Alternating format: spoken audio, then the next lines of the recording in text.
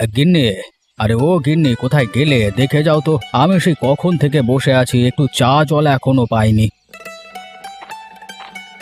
কি হয়েছে? কি সকাল সকাল এত চেঁচামেচি করছো কেন? বেলা কত হলো দেখো তো, এখনো এক ফোঁটা চা অবধি পাইনি। আর তোমাদের রান্না বান্না কি আজ আর শেষ হবে না? বলি, একা হাতে আমি আর কত করব বলো তো? সকালে উঠে ঘর বাড়ি পরিষ্কার করে এখন গেলাম রান্নাঘরে, ওদিকে ছেলের বউ এখনো ঘুমিয়ে আছে। সব তোমার আশকারাপে হয়েছে গিন্নি। বলেছিলাম এত বড় লোক ঘরের মেয়ে এনো না, কিন্তু শুনলে না আমার কথা, এখন মজা বোঝো। তা আমি কি আর জানতাম আমার কপালে এমন বদের হাড্ডি এসে জুটবে? আগে জানলে ছেলের তো বিয়েই দিতাম না। সবই কপাল। এখন এসব কথা রেখে আমাকে কিছু খেতে দাও, খিদে পেটে ইঁদুর দৌড়াচ্ছে। পারবো না আমি কিছু দিতে, পারলে দোকান থেকে গিয়ে খেয়ে এসো। ও গিন্নি, যাচ্ছ কোথায়? আমাকে কিছু খেতে দিয়ে যাও।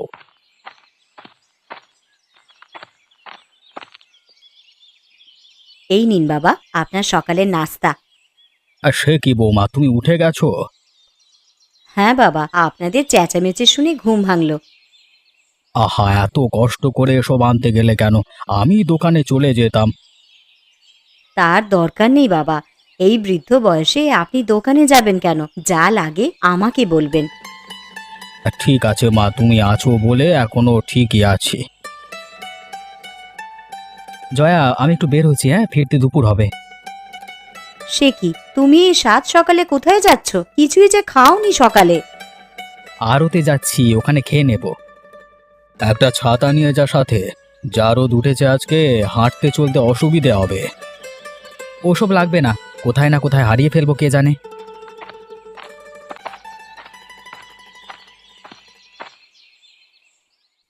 সব কাজ আমাকে একাই করতে হয়, একটা বউ এনেছি কপাল করে, সারা দিন পাটরানি হয়ে বসে থাকে। একটু যদি রান্নাঘরে এসে আমায় দেখেও যেত, তাহলেও মনটাকে বোঝাতে পারতাম।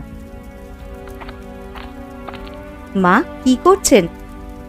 সে কি বৌমা, তুমি তা হঠাৎ করে রান্নাঘরে এলে কেন? আগুনের আঁচে গায়ের রং যে ময়লা হয়ে যাবে তোমার। আপনাকে দেখতে এলাম মা, না হলে তো আবার বলবেন বড় লোকের ঘরের মেয়ে বলে কোনো কাজ করি না। না না বৌমা, তুমি শহুরে মেয়ে, কখনো এসব কাজ করেছো যে আমি বলবো কাজ করতে? যাও, ঘরে গিয়ে পাখা নিচে বসো। কিন্তু সেটা তো আর পাড়াপড়শি বোঝে না মা, কেবল বলে আমি নাকি কাজ করি না, পায়ের ওপরে পা তুলে বসে থাকি। হিংসে বৌমা, হিংসে, পাড়া সবাই তোমায় দেখে হিংসে করে। এমন বউ আর কজন জোটাতে পেরেছে বলো? তা ঠিকই বলেছেন মা, কারো তো আর আমার মতন রূপ লাবণ্য নেই, সেই জন্য কেউ আমায় দেখতেও পারে না। আরে তোমার মতন রূপবতী হবে কি করে? আরে সবাই যে পাড়া গাঁয়ের মেয়ে, আর তুমি হলে শহুরে, তোমার মতন রূপ আর কজনের আছে? সেই জন্যই বলছিলাম একটু হলুদ বেটে দিতে, আজ শনিবার তো, মুখে একটু হলুদ দিতাম। ও, এই কথা? তা দাও তোমার কাঁচা হলুদ, আমি বেটে দিচ্ছি। এই নিন মা, আর মিহি করে বাটবেন কেমন, যেন মুখের সাথে লেগে থাকে। সে আমার জানা আছে, তুমি কেমন হলুদ পছন্দ করো।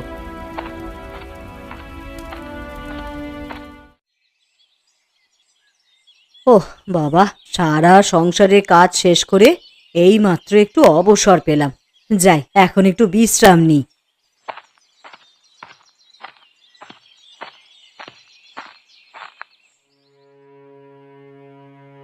কি হলো গিন্নি, বসে পড়লে যে? কাজকর্ম শেষ হয়ে গেছে নাকি? আর বলো না, সকাল থেকে নিঃশ্বাস ফেলার সুযোগ পাইনি। ভেবেছিলাম ছেলের বউ এলে কাজে সাহায্য করবে, কিন্তু তার হলো কই। ওকে দিয়ে করাও গিন্নি, এখন থেকে সব কাজ শেখাতে হবে। আরে আমার কথা শুনলে তো, জোর করে কিছু বলতে গেলেই আবার বিকাশকে বলে দেয়। আমি বউকে কিছু বলবো না বাবা, পাছে বিকাশ রাগ করে বসে। তা ঠিক বলেছ, আর ছেলের খুব আদরের বউ এটা। পান থেকে চুন খসলেই তার রাগ হয়ে যায়। কবে যে বুড়ো বাপ মাকে ছেড়ে আলাদা হয়ে যাওয়ার কথা বলে কে জানে। সব দোষ তোমার। কে বলেছিল ছেলেকে ব্যবসা বাণিজ্য দিয়ে একেবারে কর্তা বানাতে? ও সব তোমার হাতে রাখলে সব কটাকে নাকে দড়ি দিয়ে ঘোরাতে পারতাম। তার বলো না গিন্নি, কেন যে সব ব্যবসা বাণিজ্য ওর হাতে তুলে দিয়েছিলাম। এখন ছেলের মন বুঝে চলতে হয়। ও নিয়ে আর দুঃখ পেও না গো। আমাদের আরেকটা ছেলে তো আছে, ওর আমি দেখে শুনে বিয়ে দেব। প্রকাশের কথা বলছো? সে সুযোগ পাবো কিনা কে জানে। ছেলে দিন দিন যা বেয়ারা হচ্ছে। মা বাবা ঘরে আছো তোমরা? দেখো তোমাদের জন্য কি এনেছি। সে কি প্রকাশ, এ কে? আরে কোন মেয়েকে ধরে নিয়ে এলি রে? ও তোমার পুত্রবধূ মা, আমরা বিয়ে করেছি। বিয়ে করেছিস? বলিস কি হতচ্ছাড়া! এটা কি ছেলের হাতের মোয়া নাকি যে চাইলি হয়ে গেল? কি করব বলো, চাইতেই তো পেয়ে গেলাম আর দ্বিমত করিনি। কি বেশরম মেয়ে বাবা! আমার ছেলের মাথাটা তাহলে এই খেয়েছে। এই মেয়ে, তোমার বাড়ি কোথায়? বাবার নাম কি? আমার বাড়ি নদীর ওপারে। আমার বাবার নাম কুবের মাঝি। মাঝি পাড়ার মেয়ে তুমি? তাই তো বলি আমার ছেলে রোজ ওদিকে কেন যায়। এতদিনে এসে বুঝতে পেরেছি তুমি এতদিন আমার ছেলের মাথা খেয়েছো। হায় হায় হায় হায়, এ কি সর্বনাশ হলো বিধাতা! আমার অবুঝ ছেলেটাকে এই রাক্ষসে চিবিয়ে খেলো। এখন কি হবে গো আমার, কি হবে প্রভু?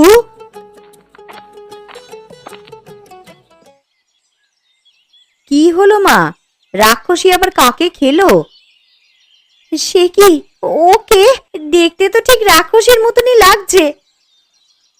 দেখে যাও বৌমা, দেখে যাও প্রকাশ কি সর্বনাশ করেছে, একবার দেখে যাও। ও ঠাকুরপো, তুমি বিয়ে করেছো? তা মেয়ের কি এত অভাব পড়েছিল যে এমন কালো মেয়েকে আনতে হলো? আরে সাদা দেখে তো দাদা তোমাকে এনেছে, কোনো কাজের না। আমি না হয় কালোই বিয়ে করলাম। দেখেছেন মা, দেখেছেন কিভাবে মুখে মুখে কথা বলছে? আমি কিচ্ছু জানি না বৌমা, এই মেয়ে আমার ঘরে থাকতে পারবে না। ওকে তোমরা বিদায় করো। করবই তো, চুলের মুঠি ধরে বাড়ি থেকে বের করব। ইস, বললেই হলো। আর আমি হাত গুটিয়ে বসে থাকবো না? ভুলে যাবেন না জেলে পাড়ার মেয়ে আমি, ঝগড়াঝাটিতে আপনাদের থেকে কম যাব না। বেশ, আমরা চলে যাব। যাওয়ার আগে আমার ভাগের জমি জমা আমাকে দিয়ে দিও, আমি জেলে পাড়ায় গিয়ে বসবাস করব। কি? আমি বেঁচে থাকতে তুই জমির ভাগ চাচ্ছিস? তবে রে হতচ্ছাড়া, এক্ষুনি আমার বাড়ি থেকে বের হয়ে যা, এক্ষুনি যা। হ্যাঁ হ্যাঁ, ওকে বাড়ি থেকে বের করো। এই মেয়েকে নিয়ে এখানে থাকতে পারবে না। ওমা, এত রাগ দেখাবেন না। পরে ছেলে আর জমি দুটোই হাতছাড়া হয়ে যেতে পারে। আইনগতভাবে অর্ধেক জমি কিন্তু প্রকাশের নামে। তাহলে কি করব বৌমা? ওদের মেনে নিন, তাহলে ছেলেও হাতের কাছে থাকবে আর বিনামূল্যে একটা কাজের লোকও পাবেন। মেয়েটাকে দেখেই বোঝা যাচ্ছে খুব কাজ করানো যাবে। ঠিক আছে, তুমি যখন বলছো আমি মেনে নিচ্ছি না হয়। তবে শোনো মেয়ে, এই বাড়িতে থাকতে হলে সবার মন জুগিয়ে চলতে হবে, কিন্তু এই কারো কথার অবাধ্য হওয়া যাবে না। নিশ্চয়ই মা, আমি আপনাদের সব কাজ করে দেব, সেই নিয়ে কোনো চিন্তা করবেন না। বেশ, মেনে যখন নিয়েছো তখন বরণ করে ঘরে তোলো, আমার আর কিছু বলবার নেই। দেখলে বৌমা, ছেলেটা আমাকে কিভাবে ফাঁকি দিল। ভেবেছিলাম প্রকাশকে বিয়ে করিয়ে মনের মতন একটা বউ আনবো, সে তো আর হলো না গো। এত মন খারাপ করবেন না মা, সময় তো আর ফুরিয়ে যায়নি। আমরা আবার প্রকাশের বিয়ে দেব। কিভাবে দেব বৌমা? ছেলের কাঁধে যে রাক্ষসী চেপে আছে। সে বুদ্ধি আছে আমার কাছে। ছোট বউকে এমন কাজ করাবো না, কাজের ভয়েও সংসার থেকে পালাবে। আজ থেকে ওকে দিয়ে সংসারের সব কাজ করাবেন মা। ঠিক বলেছ বৌমা, আজ থেকে আমি আর রান্নাঘরে যাবই না। ওই মেয়েই সব কাজ করবে। দাঁড়াও, এক্ষুনি ওকে কাজ দিচ্ছি। ছোট বৌমা, ও ছোট বৌমা, এদিকে এসো তো। আমায় ডেকেছেন মা? হ্যাঁ, ডেকেছি। আজ আমার শরীরটা বড্ড খারাপ। যাও তো বৌমা, আজকের ভাত তরকারিগুলো তুমি রান্না করে ফেলো। সে আপনাকে আর বলতে হবে না মা, আপনার দেরি হচ্ছে দেখে আমি ভাত চড়িয়ে দিয়েছি। বেশ, তবে কাজের কাজ করেছো। এখন যাও, আমার কটা কাপড় আছে সেগুলো ধুয়ে শুকোতে দাও। আজকে কাপড় ভেজালে শুকাবে না দিদি, দেখছেন না আকাশ মেঘলা হয়ে আছে। তোমায় এত দেখতে হবে না, ও যা বলেছে তাই করে দাও। আর সময় মতন আমার ভাত চাই, কিন্তু খেয়ে আবার ওই বাতের ঔষধ খেতে হবে। ঠিক আছে মা, আজ সময় মতনই ভাত পাবেন। আর দিদি আপনার কাপড়ও আমি ধুয়ে দিচ্ছি।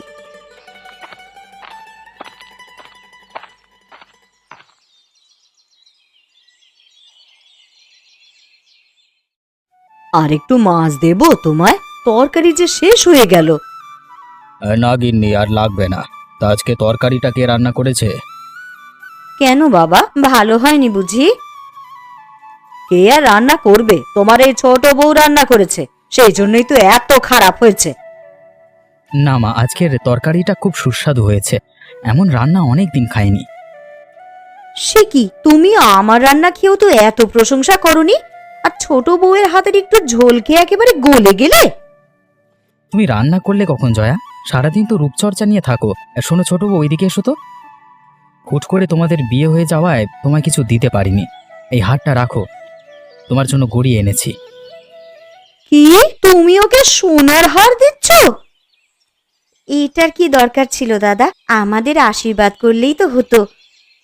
আরে নাও নাও, দাদা খুশি হয়ে দিয়েছেন। গুরুজনদের কথার অবাধ্য হতে নেই। সেই কথা শুনলে তোর আর এই হাল হতো না রে হতচ্ছাড়া। বৌমা, এখন যাও, রান্নাঘর থেকে ডালের বাটিটা নিয়ে এসো তো। যাচ্ছি মা। হ্যাঁ রে বিকাশ, ওই মেয়েকে এত দামি জিনিস দেওয়ার কি দরকার ছিল? শুধু শুধু টাকা নষ্ট। প্রকাশের বিয়েতে তো কোনো খরচ হয়নি মা, সেজন্য দিয়েছি। ও পরিবারের অমতে বিয়ে করেছে, সেই জন্য কোনো খরচই হয়নি। বাবা মায়ের পছন্দের পাত্রীকে যদি বিয়ে করতো তাহলে নিশ্চয়ই অনেক কিছু দিত। বাবা মায়ের পছন্দের পাত্রীকে তো আমি বিয়ে করেছি, তার চেয়ে অপছন্দের পাত্রী দেখা যায় ভালো আছে। কি কি বললে তুমি আমায়? আমি ওর থেকে খারাপ? এই কথা তুমি বলতে পারলে? আমার খাওয়া হয়ে গেছে মা, আর খাবো না। এখানে থাকলে এখনো কান খেয়ে ফেলবে আমার। সে কি বিকাশ, আরে উঠলি কেন? খাবারের সাথে রাগ করতে নেই রে, ভাতগুলো শেষ করে যা।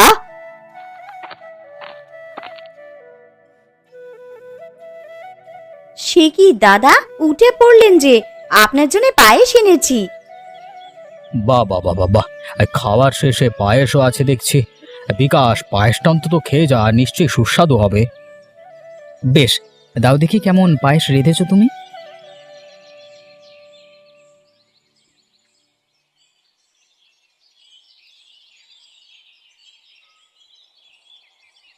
না বৌমা, তোমার বুদ্ধি কাজে আসলো না, বরং ওই মেয়েকে রান্নাঘরে পাঠিয়ে আরো সর্বনাশ হলো। আরে মা, আমি কি আর জানতাম যে ও এত ভালো রান্না করতে পারে? আরে জানলেও লাভ হতো না, এই মেয়ে অনেক বুদ্ধিমতী। ওকে তোমরা ধরাশায়ী করতে পারবে না। তুমি চুপ করো বুড়ো, আমার সংসারে উড়ে এসে জুড়ে বসেছে, তার উপরে আমার ছেলেদের নাকে দড়ি দিয়ে ঘোরাবে। সে আমি হতেই দেব না, যে করেই হোক ওই মেয়েকে বাড়ি ছাড়া করতেই হবে। ঠিক বলেছেন মা, ও থাকলে না আমরা শান্তি পাবো না, সেই জন্য আরো কঠিন পদক্ষেপ নিতে হলে তাই নিব। শুধু শুধু বুদ্ধি আর শ্রম খরচা করছো বৌমা, পরে নিজের খোঁড়া গর্তে নিজেরাই পড়বে। ইস, এই বুড়ো তো বেশি কথা বলছে। তুমি চুপ করবে নাকি আমরা এখান থেকে বের হয়ে যাব? ঠিক আছে, আমি চুপ করলাম। তোমরা তোমাদের পরামর্শ চালিয়ে যাও। শুনুন মা, আমি আরেকটা বুদ্ধি পেয়েছি। আজ থেকে ওকে এমন সব খাবার রান্না করতে বলবো যাও কোনোভাবেই রান্না করতে পারবে না। ঠিক বলেছ বৌমা, দুজনে দু রকমের খাবারের কথা বলবো, যাতে ও হিমশিম খায়। তার আগে রান্নাঘরে চলুন, এই সব তেল মশলাগুলো লুকিয়ে ফেলি। ঠিক বলেছ, ওইগুলোর জন্যই তো এত সুস্বাদু করে খাবার রান্না করেছে। ওসব না থাকলে দেখবে কেমন বিস্বাদ হয় খেতে। যাও যাও, তাড়াতাড়ি যাও, নাহলে ছোট বউ তোমাদের আগে সবকিছু লুকিয়ে ফেলবে। হ্যাঁ মা, তাড়াতাড়ি চলুন তবে।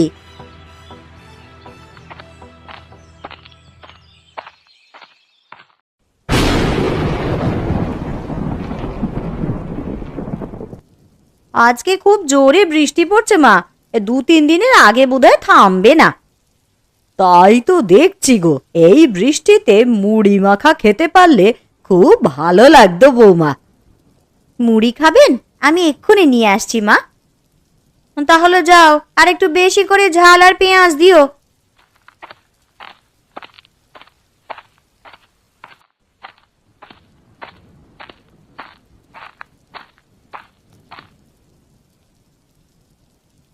গিন্নিমা, ও গিন্নিমা, কচু রাখবে? কচু? না না, ওসব আমি খাই না, ও আমার দু চোখের বিষ।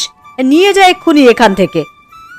এই কচুতে গলা ধরে না, খেয়ে দেখোই না একটিবার। কচুটা নিই না মা, আমরা না হয় খাবো না, অন্য লোক তো আছে, ওরা যদি খায়। ঠিক বলেছ বৌমা, আজ ছোট বউকে এই কচু রাঁধতে দেব, এগুলো খাওয়ার পর বোঝা যাবে ও কেমন রাঁধুনি হয়েছে। হ্যাঁ হ্যাঁ, এগুলো না অনেক মজা হবে খেতে। তার দাম কত? 10 টাকা গিন্নিমা। 10 টাকা হলে তো আমার ঘরের পেছন থেকেই তুলে আনতে পারি রে, তোর কাছ থেকে এত দামে কিনবো কেন? তাহলে তাই আনো না, তোমায় কে মানা করেছে? চুপ কর মেয়ে, 10 টাকা দিয়ে কতগুলো মাছ কেনা যায় জানিস, আর তুই এসেছিস কচু নিয়ে? তোকে আমি 5 টাকা দেব, এই একটা দিয়ে যা। আচ্ছা তাই দাও। এই নে টাকা।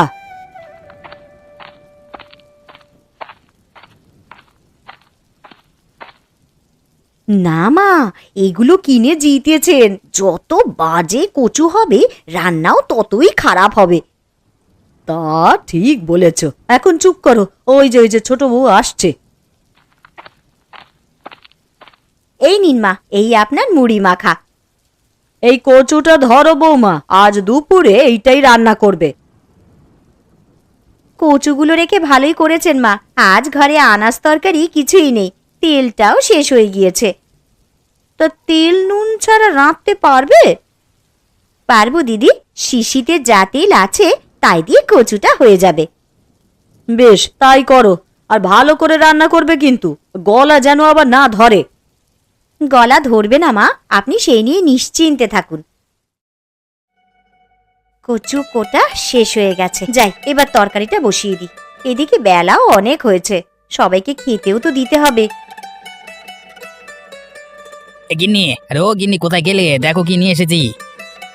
ও মা, এ তুমি কি এনেছো?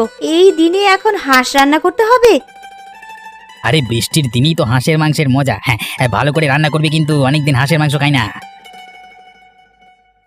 কিন্তু ঘরে তো তেল নেই তেমন, এই একটু তেলে এত সব রান্না করব কিভাবে? শোনো বৌমা, যে করেই হোক আমার কচুর তরকারি কিন্তু চাই, ওটা আগে রান্না করবে। আর আমার হাঁসের মাংস কিন্তু রাতে হবে।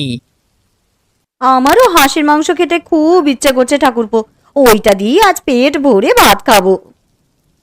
পেট ভরে ভাত তো প্রতিদিনই খাচ্ছেন দিদি, সেই জন্য আর হাঁসের মাংস লাগবে না। যাই হোক, আপনারা চিন্তা করবেন না, আপনাদের কচু আর মাংস দুটোই পাবেন। এই না হলে আমার বউ। যাও যাও, চটপট রান্নাটা সেরে ফেলো। চলো বড় বৌমা, আমরাও যাই, দুই শাশুড়ি বউ মিলে একটু লুডু খেলি। আর ও ছোট বৌমা, এই কচুর শাকটা হলে আমায় খেতে দিও, খুব খিদে পেয়েছে। ঠিক আছে মা। বলি তো ফেললাম, কিন্তু এখন এত সব রান্না করব কিভাবে? হাঁসের মাংস আবার কচু রান্না, এত তেল মশলা তো ভাঁড়ার ঘরেই নেই। এক বুদ্ধি পেয়েছি, আজ কচু দিয়েই মাংস রান্না করব, সাথে থাকবে নারকেলের দুধ, তাহলে আর গলা ধরবে না। যাই, ঝটপট হাঁসটা কেটে ফেলি। এই তো হাঁসের মাংসটা কষানো হয়ে গেছে, এবার ওতে কচুগুলো দিয়ে ফেলি। ও বৌমা, তোমার রান্না কত দূর? বিকাশ তো খেতে এসেছে। এই তো মা, শেষ হয়ে গেছে, এই কচুগুলো সেদ্ধ হলে মাংসটা উঠিয়ে নেব। মাংস উঠাবে মানে? তুমি কি ওইগুলো একসাথেই রান্না করেছো? হ্যাঁ মা, ঘরে তো তেল মশলা নেই, তাই কচু দিয়েই মাংস রান্না করেছি। কি, কচু দিয়ে মাংস? এটা কোনো খাবার হলো নাকি? এই রান্না তুমি কোথায় শিখলে? কোথাও শিখিনি মা, আমি নিজেই রেঁধেছি। আপনি খেয়ে দেখুন, খুব সুস্বাদু হয়েছে। আমায় আর খেতে হবে না, অন্যদের খাওয়াও।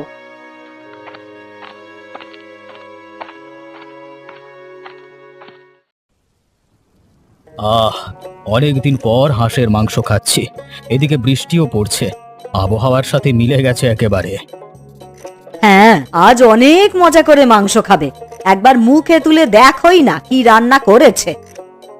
কেন মা, কি হয়েছে? তরকারি মজার হয়নি? কি হবে আবার, তোমার বউ মাংস দিয়ে কচু রান্না করেছে। মাংস দিয়ে কচু রান্না? আরে এমন খাবার তো আগে খাইনি। দাও তোমা, খেয়ে দেখি কেমন হয়েছে। এই নে, তোদের ইচ্ছে মতো নিয়ে খা। কেমন হয়েছে গো খেতে? আমার তো মুখে দিতেই ভয় করছে। একবার খেয়ে দেখোই না গিন্নি, তাহলে বুঝতে পারবে কত মজা। আহা, খেতে একেবারে অমৃতের মতো লাগছে। আরে সত্যি তো, এমন সুস্বাদু খাবার আগে কখনো তো খাইনি। কি বলো বৌমা, সত্যি মজার হয়েছে তরকারিটা? তুমিও একটু খেয়ে দেখো গিন্নি, তোমরাও তো এতদিন মাংস রেঁধেছো, কিন্তু এমন তরকারি আগে কখনো খাইনি। আরে তাই তো, তরকারিটা তো সত্যিই মজাদার হয়েছে। আমি শুধু শুধু ছোট বউকে দোষারোপ করেছি গো। হ্যাঁ মা, সত্যিও ভালো তরকারি রান্না করে। আজকের তরকারিটা খেয়ে বোঝা গেল ও পাকা রাঁধুনি। কোথায় আমার ছোট বৌমা, কোথায়? আরে এসো তো এদিকে।